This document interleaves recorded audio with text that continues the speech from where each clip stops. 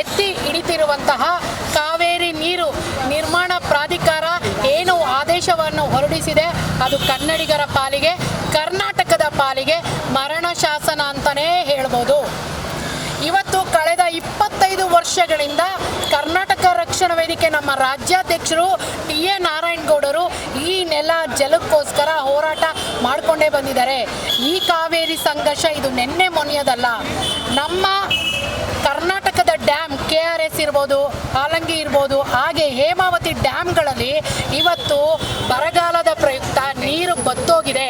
ಇರುವಂತಹ 12 TMC ನೀರಲ್ಲಿ ಇವತ್ತು ತಮಿಳುನಾಡಿಗೆ 15 ದಿನಗಳ ಕಾಲ 3,500 ಕ್ಯೂಸೆಕ್ ನೀರನ್ನು ಕೊಟ್ಟರೆ 4.5 TMC ನೀರಾಗುತ್ತೆ. ಬೆಂಗಳೂರಲ್ಲಿ ಇರುವಂತಹ ಎಲ್ಲರಿಗೂ ಕೂಡ ಇವತ್ತು ತಿಂಗಳಿಗೆ 4,000 TMC ನೀರು ಬೇಕಾಗುತ್ತೆ.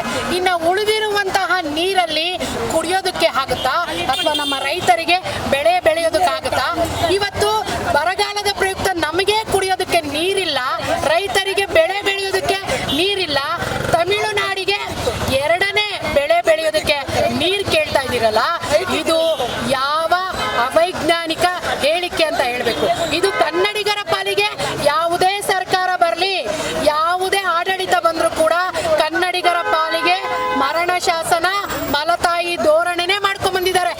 ಯಾಕೆ ಇವತ್ತು ಕೇಂದ್ರ ಸರ್ಕಾರ 2 ರಾಜ್ಯಗಳ ಮಧ್ಯೆ ನೀವು ಕಿತ್ತಾಟ ಆಡಿ ಅಂತ ಬಿಟ್ಬಿಟ್ಟು ನೀವು ನೋಡ್ಕೊಂಡು ಕೂತಿದೆಯಲ್ಲ ಕೇಂದ್ರ ಸರ್ಕಾರ ಮಧ್ಯಸ್ಥಿಕೆ ವಹಿಸಿ ಏನು ಕರ್ನಾಟಕದಲ್ಲಿರುವಂತಹ ಜಲದ ಸಮಸ್ಯೆ ಏನಿದೆ ಅಂತೇಳಿ ಇಲ್ಲಿ ಒಂದು ಆಯೋಗವನ್ನು ಕಳಿಸಿ ನಮ್ಮ ಡ್ಯಾಮ್ಗಳಲ್ಲಿ ಎಷ್ಟು ನೀರಿದೆ ಎಷ್ಟು ನೀರಿಲ್ಲ ಅಂತ ತಿಳ್ಕೊಂಡು ಆದೇಶ ಹೊರಡಿಸ್ಬೇಕು ವಿನಃ ಈ ರೀತಿ ಮೂರ್ಖತನದಿಂದ ಅವೈಜ್ಞಾನಿಕತೆಯಿಂದ ನೀವು ಏಕಾಏಕಿ ಆದೇಶ ಹೊರಡಿಸಿದ್ರೆ ನಾವು ಎಲ್ಲಿಂದ ನೀರು ಬಿಡೋಣ?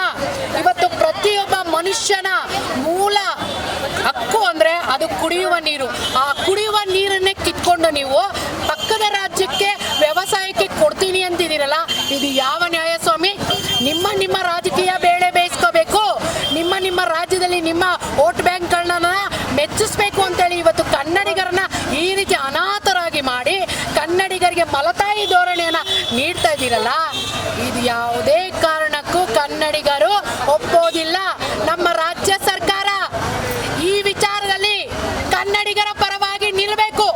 91ರಲ್ಲಿ ಏನು ಅವತ್ತು ಬಂಗಾರಪ್ಪನವರು ನನಗೆ ಯಾವುದೇ ರಾಜಕೀಯ ಲಾಭಿ ಬೇಡ, ನನಗೆ ಕನ್ನಡಿಗರ ಅಸ್ಮಿತೆ ಮುಖ್ಯ, ಕನ್ನಡಿಗರ ಭಾವನೆ ಕಾವೇರಿ ನೀರು ಕನ್ನಡಿಗರಿಗೆ ಧಕ್ಕೆ ಬರದ ಹಾಗೆ ಅವತ್ತು ರಾಜೀನಾಮೆ ಕೊಟ್ಟು ಕಾವೇರಿ ನೀರನ್ನ ಉಳಿಸಿದಂಥದ್ದು ಬಂಗಾರಪ್ಪನವರು.